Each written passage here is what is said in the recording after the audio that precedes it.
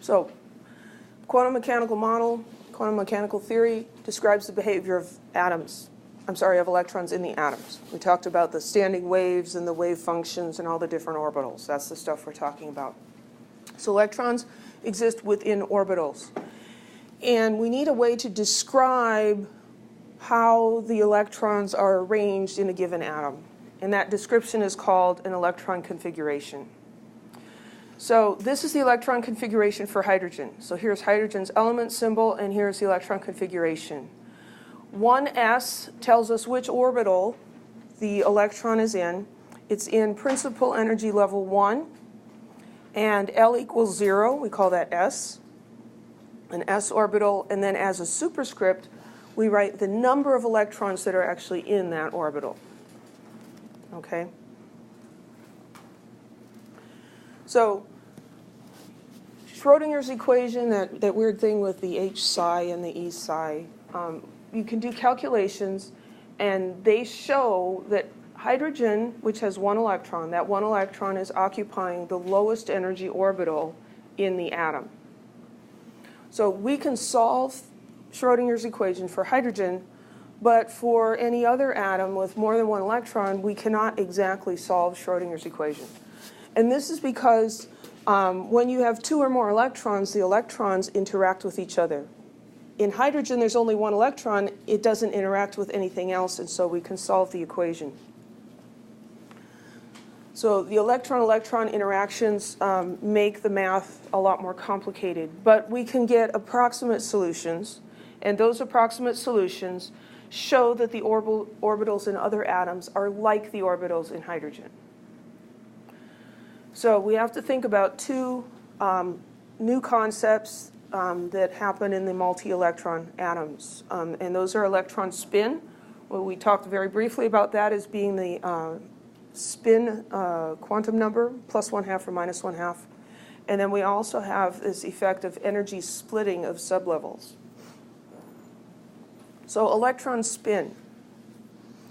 Spin is a fundamental property of all electrons. And I said, it is not that the electrons are spinning like a top, but it's more convenient to think about that, as a simplistic way of just remembering stuff. Spinning to the right, plus 1/2, spinning to the left, minus 1/2. Basically, there's two kinds of electrons. It actually has more to do with the movement of a charge creating a field, and so it's a little more like a magnetic field. One of the issues with electrons is how can you have electrons near each other, they're both negatively charged, don't they repel each other? And this spin property is what allows two electrons to occupy the same orbital. So an orbital diagram is another way to represent how the electrons are arranged in an atom. It's more of a picture method than the electron configuration. And so we use boxes. So here's the orbital diagram for hydrogen. We use a box to represent a single orbital, and then we represent the electrons as arrows. The arrows usually just have half of the arrowhead, and they can either be pointing up or pointing down, and that represents the spin that they have. So just by convention, if the arrow is pointing up, that would be plus 1/2. If it's pointing down, it would have that spin quantum number, m sub s, would be minus 1/2. If you have a group of hydrogen atoms, each of them has one electron. Roughly half of those atoms have electrons with positive spin, and roughly half have electrons with negative spin. So it's sort of a random distribution. Any questions yet? So the Pauli exclusion principle tells us that no two electrons in an atom may have the same 4 quantum numbers. So we looked at quantum numbers in Chapter 7, and we saw that an orbital was described by 3 quantum numbers. The electrons have a 4th quantum number, and that's the plus 1/2 or minus 1/2. So it's a little bit like Social Security numbers or school ID numbers. No two students can have the same school ID number, right? That wouldn't work out very well. So each electron in an atom has its own unique set of quantum numbers. So if we look at a single orbital, the single orbital is obviously going to have the same 3 quantum numbers. Let's just pick one as an example. So let's think about the 1s orbital. Well, if it's 1s, the 1 tells us that n equals 1. An s orbital means that the second quantum number, L, has to be 0. And then the angular momentum quantum number can go between minus L and plus L, and so there's only one of these, and it's 0. So those 3 quantum numbers describe this 1s orbital, and that's a spherical shape, a region of probability around the nucleus. There can be 2 electrons in here, though, and that's where they get different. So one of them will have a plus 1/2 spin, and the other one will have a negative 1/2 spin. So they're both in that orbital together, but their quantum numbers are unique. They have to have opposing spins. This spin business allows them to pair up.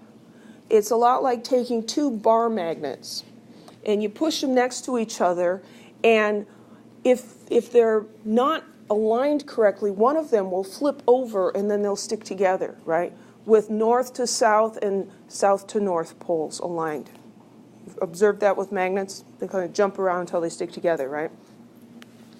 That's kind of how this spin idea works with the electrons. Okay? That's how 2 electrons, 2 negatively charged things, can occupy the same volume. Any questions? So what do the letters mean again? So these letters, N, L, and M. So N is the principal quantum number. That's the main energy level. L is the subshell. That's the it's not the angular momentum. I forget the exact names of them sometimes. This is angular momentum. This describes the orientation. So like p orbitals, there were 3 of those dumbbell-shaped things, and they line up perpendicular to each other. So each of those has a different angular momentum number. This tells us the subshell, and then this is the spin of the electron. What about the N N? is the principal quantum number, the main energy level. Oh, okay. So when you think about the Bohr model, which is, just almost comforting to think about after looking at quantum mechanics, right? Oh, we can think about electrons as orbiting the planet, orbiting the sun, right? This would be what orbit are those electrons in? Are they in the first or the second or the third? And when we talked about emission of light, we're talking about electrons moving between energy levels. And that's the N. It's the main level. So, there's a typo. Knowing the number of orbitals in a sublevel allows us to determine the maximum number of electrons in a sublevel. So the S sublevel has 1 orbital. It can hold 2 electrons. The P sublevel has 3 orbitals. One's vertical and 2 are horizontal at right angles to each other. Each can hold 2 electrons, so the P sublevel can hold 6 electrons.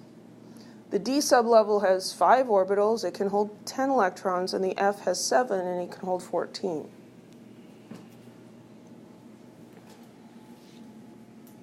So let's look at helium. Helium has 2 electrons. We're starting out slow here. So the electron configuration for helium would be 1s2. 1s is the lowest energy level and sublevel, and so the electrons are always going to go to the lowest level first. Just like rocks roll down hills and come to rest at the bottom, they don't roll up hills. Everything in nature goes towards lower energy. So the lower energy orbitals are where these electrons are going to hang out. So if we're going to draw the orbital diagram, we're going to make one box for that 1s orbital, and then we're going to put the 2 electrons in here, one pointing up and one pointing down, because they have to pair up. You can't have 2 that are pointing up. They will repel each other like 2 north poles of magnets will. So for those two electrons, they both have the same principal number n. They're in the first level. They both have the same L. Okay, somebody help me out. What's the name of that one? L. L.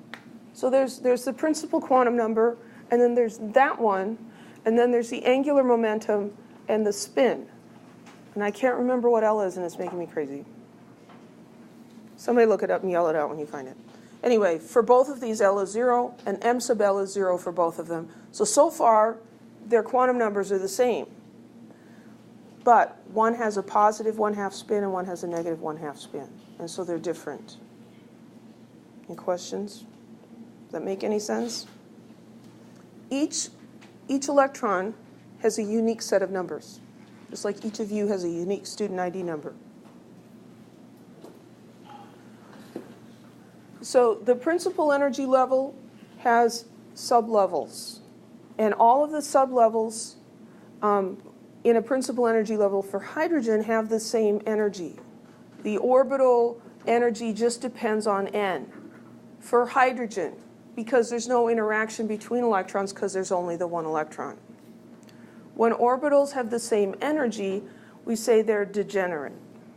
Okay, so that's a little different than how we use the word in everyday life, right? Degenerate doesn't mean you've got the same energy. That means something completely different. In multielectron atoms, everything but hydrogen, the energies of the sublevels are split. They're not degenerate. So S sublevel and P sublevel do not have the same energy. This is caused by interaction between the electrons, by shielding, and by penetration of those orbitals. So in general, the lower the value of L, anybody come up with the name of that number yet? It's the orbital angular momentum. It is the angular momentum? M is the magnetic. Magnetic, okay, so I was really wrong. So angular momentum and magnetic quantum number. Okay, I'll try to remember that. You need to know, you need to be able to predict, okay, what's possible values of N, L, M sub L, and M sub S. Personally, since I can't seem to remember their names, I don't care if you remember the name of those quantum numbers, just know what their rules are. So L we designate with numbers, but also with letters. So S pointer, S would be L equals 0, P is L equals 1, D is L equals 2, F is L equals 3. We went over that in chapter 7. So as the value of L increases, the energy of the sublevel increases. Okay, Coulomb's law. Coulomb's law really helps us describe all sorts of things. This relates the potential energy of two charged particles. So you can have two charged particles that are alike, both positive charges, both negative charges, or you can have with opposite charges. And the energy here will tell us how attracted or repelled they are. If the charges are alike, E is positive, and the charges repel each other. If the charges are opposite, E is negative, and the charges attract. Negative potential energy is lower. Lower energy is preferred. Everything's going to low energy. It also depends on the magnitude of the charges. So Q1 and Q2 are the charges on the two particles. And they can be positive or negative. R is the distance between the charges. And so as the distance gets smaller, E gets larger. As the distance gets larger, E gets smaller. And we probably have all had experience with this in terms of putting a note on the refrigerator with a magnet, right? You got the refrigerator magnet your mom got at Niagara Falls or something, and you've got a note and you stick it up there, right? It sticks up just fine. And then you add another note and another. And it doesn't take too many pieces of paper before that magnet will not stick to the refrigerator anymore. Have you had that experience? It's like, well, it held up 2 pieces of paper. Why won't it hold up 3? Sometimes it doesn't even hold up 1, especially if it's like cardstock or something. What's up with that? Well, the paper is forcing the magnet and the refrigerator surface apart. It's increasing R, the distance between those two, not electric charges, but magnetic fields. And as the distance increases, the attraction decreases. The same thing happens with electrons and the nucleus, okay? Or electrons with each other. So the strength of the interaction increases as the size of the charges increases. If you use a really strong magnet, like, if your hard drive died and you do what my kids do and you take it apart and there's some really cool magnets in there, those things are really strong, right? They'll hold up more paper. Yes? What's the little E next to The E is a little epsilon naught, and that is a constant. Yeah. So this whole business is a constant, and it's really lovely of them to put that in there and everything. But this is good enough. The energy is proportional to Q1, Q2 over R. Okay. So the farther apart they get, the weaker the attraction. If the charges themselves are smaller, then the attraction will also be less.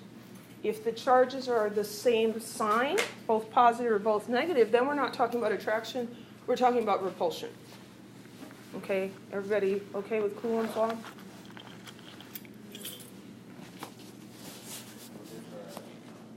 You can, think about magnets on the fridge, and that'll help you to remember this, okay?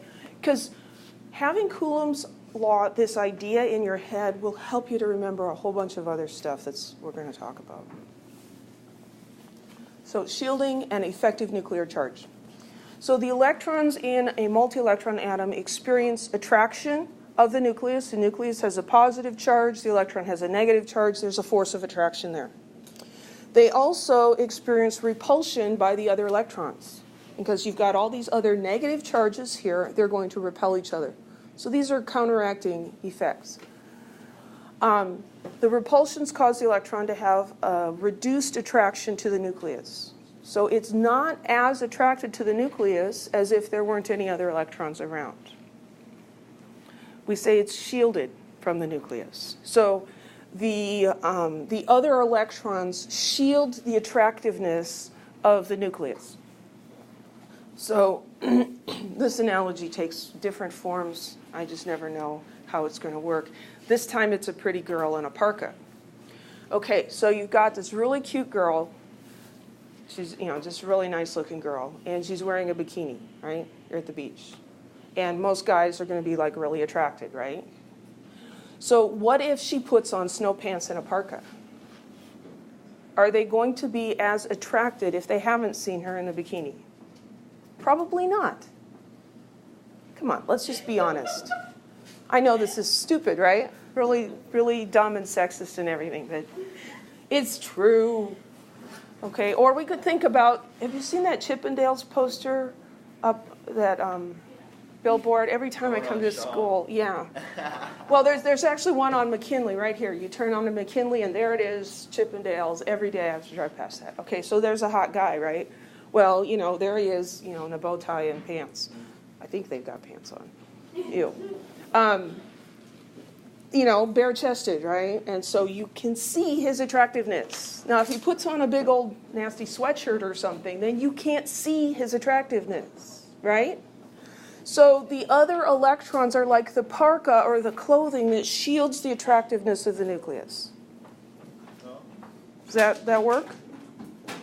Okay. Shielding. So the total amount of attraction that the electron feels is called the effective nuclear charge, Z effective. And the more shielding there is, the more other electrons there are covering up the nucleus, the less attraction that single electron will feel towards the nucleus. Does that make sense? No comment, we'll assume it did make sense then.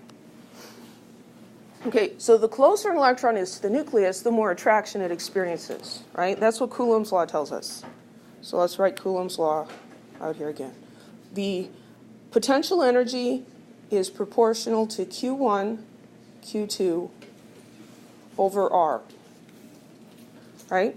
So if R, the distance, is smaller, the closer an electron is to the nucleus, the more attraction it experiences.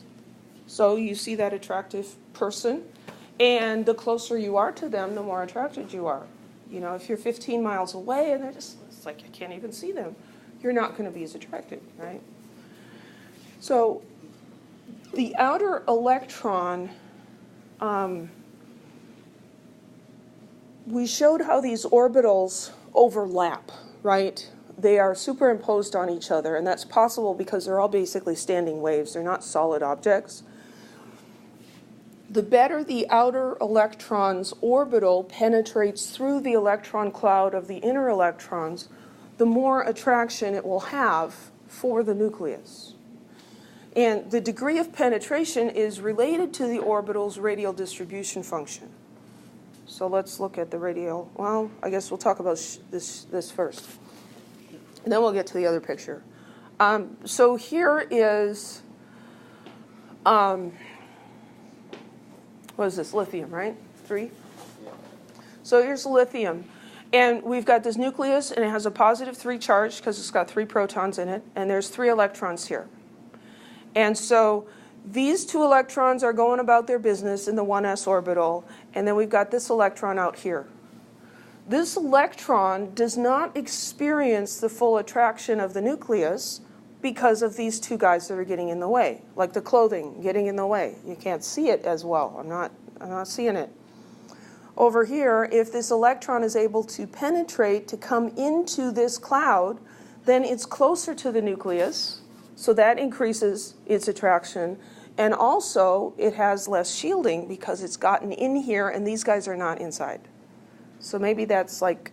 What does shielding do for it? It hides it, right? Shielding is hiding. It's like putting clothing on. And so the penetration would be like, you know, opening up the jacket or something. I don't know. So adding the extra electron would create another orbital, sublevel? Well, it would. So this electron would be in a different orbital. These 2 electrons are going to experience the same force of attraction to the nucleus, and they're really not going to experience much shielding because they're right in there. There's nobody between them.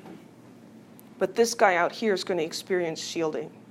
If his orbital allows him to be in here or closer to the nucleus, then he's going to experience more of the attraction of the nucleus. So here are superimposed radial distribution graphs for the 1s orbital, the 2s orbital in red, and the 2p orbital. The 2s orbital and the 2p orbital, well, the 2s orbital has a node, right? But when we look at its radial distribution, it has this peak in here, and then it goes to 0, and then most of it is out here. Come on, pointer. Out there. But it does penetrate inside the 1s orbital. So you've got the 1s orbital is this sphere. The 2s orbital, a lot of it is outside of that sphere, but there is a portion that's inside. And so because it penetrates inside there, it will have greater attraction for the nucleus than the 2p orbital, which does not penetrate as well. Does that make any sense? Yeah. Is there any like perk of it getting become more attracted to the nucleus? Well, is there any perk? Is there any advantage? Is there a gain that it has? Well, I don't know that you can really say that there's an advantage, but how attracted the electron is to the nucleus affects how easy it would be to remove that electron to make an ion. And so that's going to affect things like reactivity. And so it's not really that things are better or worse, it's that they're different. And that understanding what's happening with the electrons allows us to understand why one element's very reactive and another isn't. Well, that's kind of what we're going for. So the whole point of this here is to explain why the 2s orbital is lower in energy than the 2p orbitals. They're both in the second principal energy level. There are sublevels within that. In a hydrogen atom where there's only one electron, those orbitals exist, they're just empty. And if you excite the hydrogen like we did when we turned on the hydrogen tubes and saw the light, you can excite an electron to higher energy orbitals, and then it'll fall down and release light.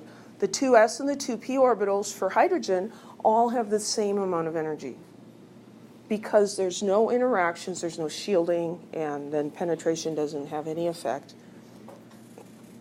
But for everything else, the 2s and the 2p sublevels do not have the same energy. Any questions? So the sublevels are not degenerate.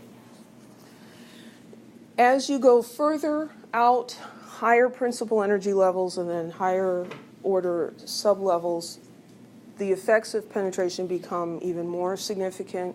And so the 4s orbital is actually lower in energy than the 3d orbital. And that, that's just, it seems like it's not right, but it's how it is.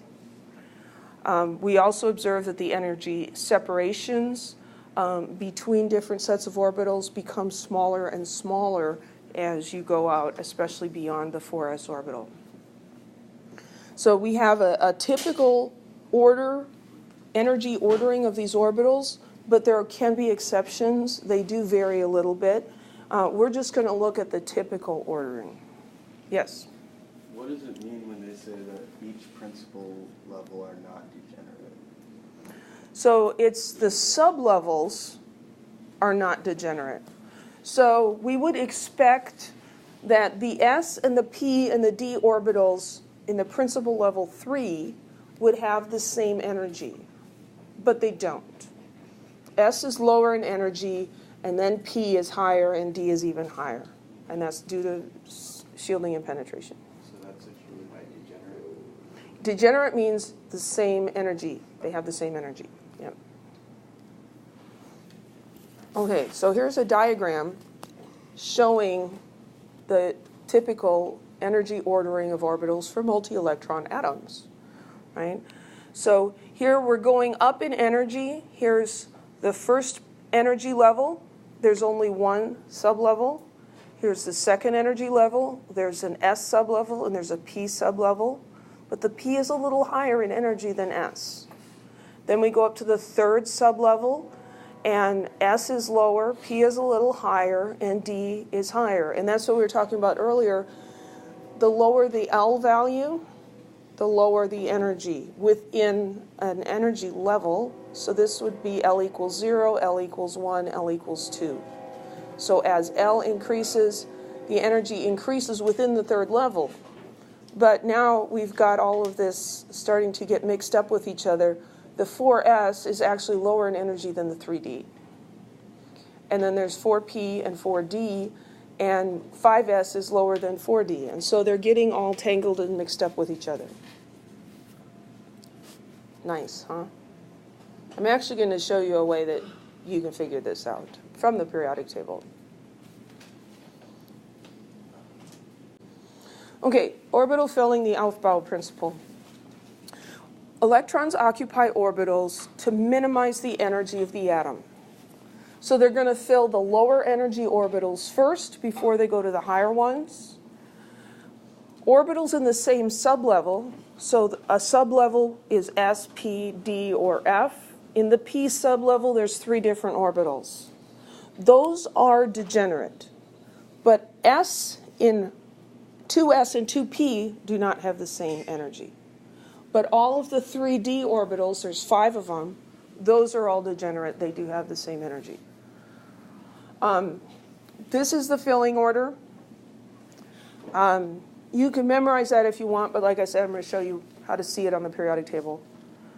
This is important. It's called the Pauli exclusion principle. Orbitals can hold no more than 2 electrons each, and the spins have to be opposite. They have to pair up, one positive, one negative. And Hund's rule is that when you're filling degenerate orbitals, orbitals with the same energy, the electrons are each going to take their own orbital first with parallel spins, and then they'll pair up only when they have to. Okay, so that's the basics. And probably didn't make a whole bunch of sense. So I've constructed this very elaborate analogy, which, you know, some people think is pretty stupid, but I have found that it helps out students. So we're going to talk about the Quantum Hotel, a discount resort for electrons in Mrs. K's Chemistry Land. It's like Disneyland, but most people don't like it as much. So we're going to think about this as being like a hotel, okay? So if, you know, how's that like a hotel? Well, this is like, you know, one of those crazy pieces of architecture that you might see in Las Vegas, right? Instead of the pyramid one, this is an inverted pyramid. Would not work where there's earthquakes. This thing is not going to be very stable. The principal levels, 1, 2, 3, 4, 5, those are different floors in the hotel. Okay, it's got a whole bunch of floors. On the first floor, there's only one room. And instead of calling it room 1, they call it room 1S. It's on the first floor, and it's the S room. On the second floor, there's two different rooms, the S room and the P room. The P room has 3 beds. The S room has 1 bed. So each of these orbitals is like a bed in the hotel. The third floor has 3 rooms, the S room with 1 bed, the P room with 3 beds, the D room has 5 beds. Ever heard of a hotel room with 5 beds in it? No, that's pretty crazy. But this is an analogy, and so it doesn't have to be realistic. The fourth floor has 4 rooms, S, P, D, and then there's an F room that has 7 beds. Wow. My family could stay there, and most of us could have our own bed. That'd be awesome. Okay. So you see the kind of correlation and structure there? So let's go back to this. So here's, you know, first floor, 1 room, second floor, 2 rooms, etc. So when you see this S designation on a hotel room, that means it has 1 bed. You know, if it's a P, it's got 3. If it's a D, it has 5, etc. And the hotel rules are that you can only have 2 people in a bed, and they have to have opposite spins. There's no sleeping on the floor allowed. Okay, so how do people have opposite spins? Well, that analogy has changed a bit over time, but this is what I've gone with. Okay, so for some reason, electrons seem masculine to me. Not sure why. Maybe because they remind me of Andrew, who is my youngest son, and he's very squirrely and unpredictable like electrons are. So electrons are masculine in my mind, and since this is my analogy, I get to say what they are. So think about 2 guys that have never met, sharing a hotel room. They've got to sleep in the same bed. Are they going to be happy about that? No. But there's rules. You can't sleep on the floor. So the first guy comes into the room, gets in the bed. He's going to sleep right side up in the bed. The next guy coming in, you know how you kind of forget where you are when you're sleeping, and you don't want to just like accidentally throw your arm over or kiss this guy thinking it's your girlfriend, right? So this guy's like, I don't want to sleep next to this guy. I'm going to sleep way over here, and I'm going to sleep upside down. So there's just no possibility of accidentally kissing this guy or anything. Okay? So he's going to sleep upside down in the bed. So the first guy comes in, he sleeps right side up. The next guy comes in and sleeps upside down. And so here are the correlations. The floor corresponds to the principal shell, n equals 1, n equals 2, etc. The room corresponds to the subshell, S, P, D, or F. Each bed corresponds to an orbital. People are electrons, and money is energy. So it's a discount hotel. These electrons are here not because they're splurging, but they're trying to save some money. And so they are going to share a bed with somebody because they are very stingy and they're trying to save some money. So if we go back to this picture, we can imagine, you know, maybe a busload of electrons coming to stay at the hotel. And the first electron comes in, and he's going to take the cheapest room possible, which is this one down here. He's going to sleep right side up in the bed. Next electron comes in. He wants the cheapest room. He's willing to sleep with this person he doesn't know, but he's going to sleep upside down. Next electron comes in. He's going to take the next cheapest room. And then this guy comes in. And another guy's like, oh man, the cheapest rooms are gone. I have to go into this room. He goes in there. So that's 5, right? So electron number 6 comes in. He's going to stay in this room because it's the cheapest one that's available. Is he going to sleep in the bed with this electron, or is he going to take his own bed? He's going to take his own bed. It's like getting on a public bus and there's empty seats. You're not going to go sit next to a stranger, right? You're going to take your own seat. Same thing with this. He's going to take his own bed. He's going to sleep right side up because most people don't like sleeping upside down in a bed. It's not what you would do if you had a choice. Next electron comes in. He's going to also take his own bed. What am I up to? 7? 4, 7. So number 8 comes in. Trying to save money. He doesn't have much money. So he's going to sleep in this room, but now he's got to share a bed with somebody else. So he's going to take that bed. The next one, this one. The next one, that one. So you get the idea? This is how electrons fill the orbitals. We've got Hund's rule in here. We've got the Pauli exclusion principle in here. We've got the Aufbau principle in there. They're going to fill in the order of lowest energy first. They're going to have no more than 2 electrons in one orbital. And they're going to be opposite spins.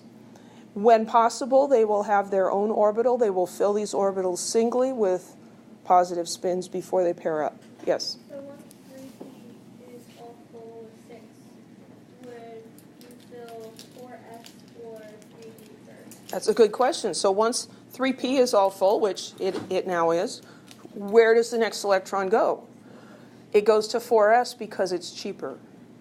Okay, so the 4s room is on a higher floor of the hotel, but for whatever reason, it's cheaper than the 3D room. So this one's going to fill, and then they'll go fill up this one. And again, they'll each have their own bed until they have to share. And it just keeps going like that.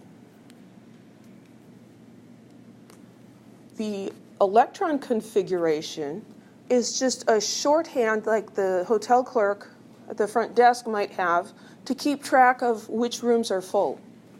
And so if this is the situation, he might write, well, okay, in the 1s room, there's 2 electrons. And in the 2s room, there's 2 electrons. In the 2p room, we got 6 people. And the 3s, there's 2. And the 3p, there's 6. And he's going in order of increasing energy. So after 3p, it's going to be 4s, and then to the 3d. And the 3d has 10.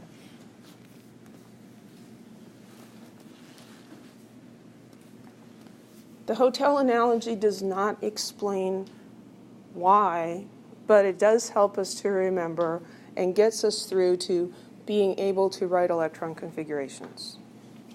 This is a tool to remember what's going on. Any questions?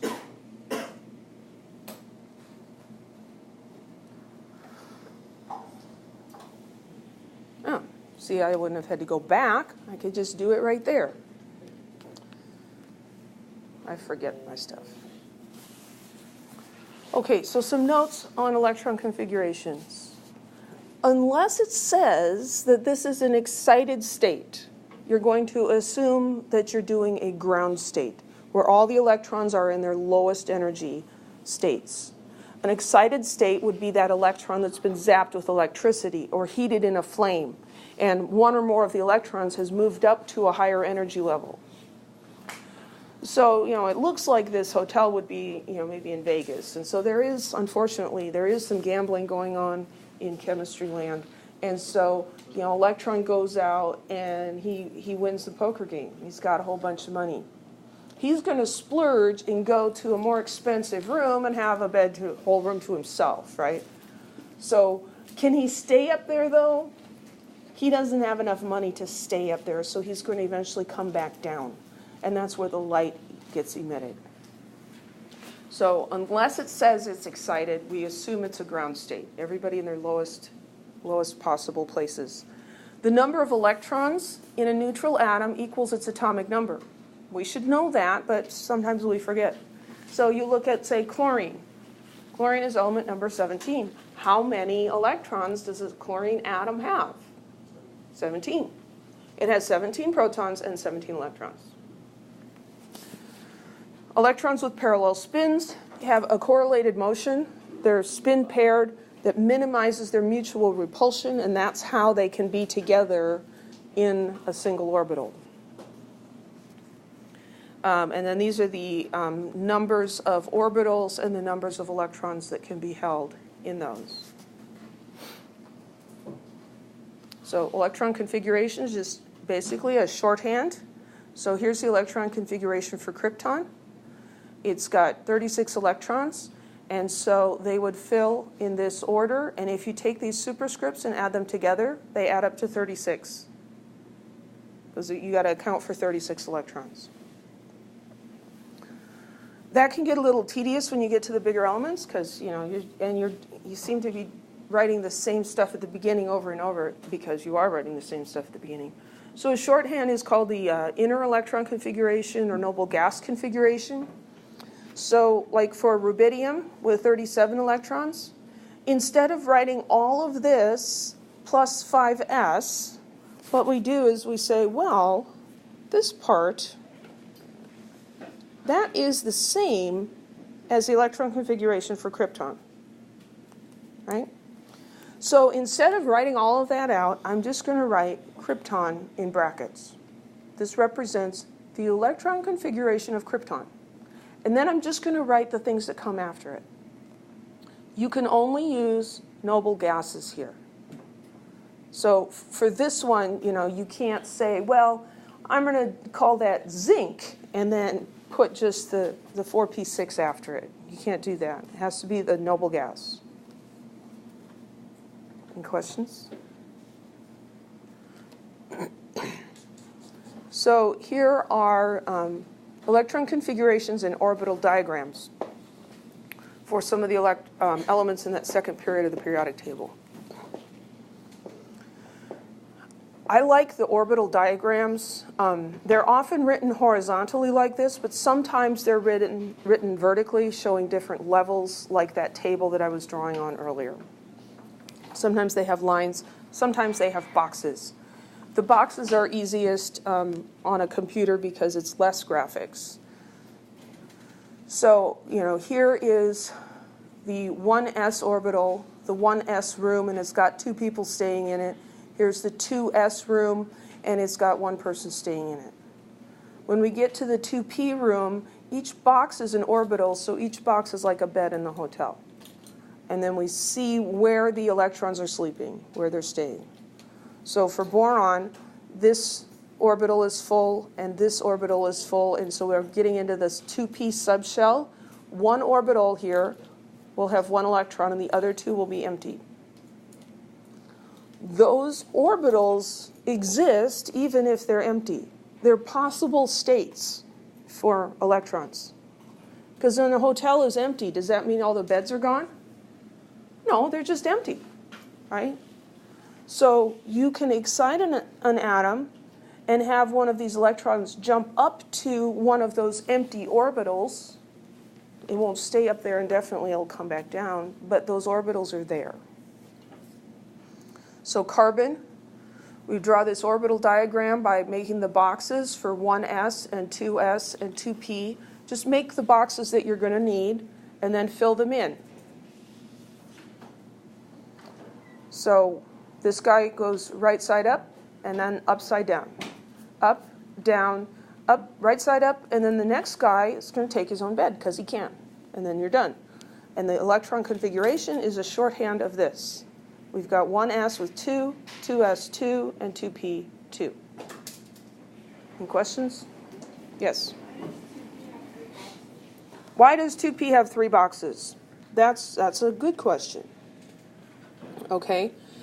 Because the 2p sublevel, n equals 2, L equals 1, And then M sub L, that magnetic, I remembered, can be -1, 0, or +1. And so there are 3 orbitals that have n equals 2 and L equals 1. And so there are 3 different orbitals in this 2p sublevel. The D has 5 because then L equals 2, and you've got -2, -1, 0, 1, 2, and you have 5. And so they go up by increments of 2, odd numbers, 1, 3, 5, 7. Any other questions? So let's write the orbital diagram for argon and see how many electrons are unpaired. So can we start with Ne? Well, let's do it both ways. So we're looking at argon. How many electrons does argon have? 18. I like doing the orbital diagram first, even when I have to do an electron configuration, until you get familiar with this. But this is asking for the orbital diagram. So orbital diagram, there's 1s, and there's 2s, and there's 2p. How far? And then next will be 3s and 3p. Why is there no 2d orbitals? Because it's not even on the periodic. Well, it's not on the periodic table, but it also has to do with the limitations of the quantum numbers. So in the second level, n equals 2. The possible numbers for the angular momentum number are 0 and 1.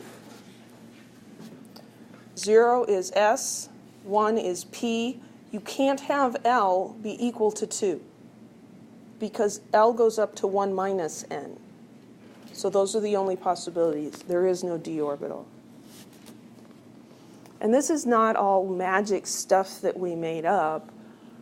They did this mathematically, and they figured out that these are the quantum numbers that explain and appropriately quantize all of this stuff. And so, this was just determined. Because, if we were going to make something up, we could make up something a lot easier to think about. Okay, so 18 electrons. Let's put the electrons in here. So we've got 1, 2, 3, 4, 5. Next one's going to take his own orbital, 6, 7. These guys want low energy, so they're going to stay in the 2p. They're not going to jump up to the 3s if there's space here. So that was, 7, 8, 9, 10. Now we got to go up to the next floor. 11, 12, 13, 14, 15, 16, 17, 18. I've got all my electrons in there. How many unpaired electrons are there? 0. No unpaired electrons. What is it? Oh, never mind. Okay.